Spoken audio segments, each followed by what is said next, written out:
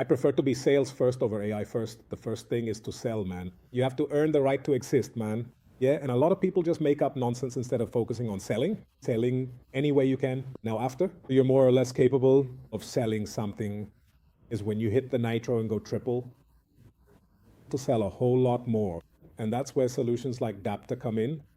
We use Dapta at 30x in various ways with the main goal of increasing sales capacity and reducing costs. So with Dapta, we can do things that weren't possible before, like reaching out to people at the peak times when contact rates are higher and conversion is greater. But the other thing is that it also reduces costs.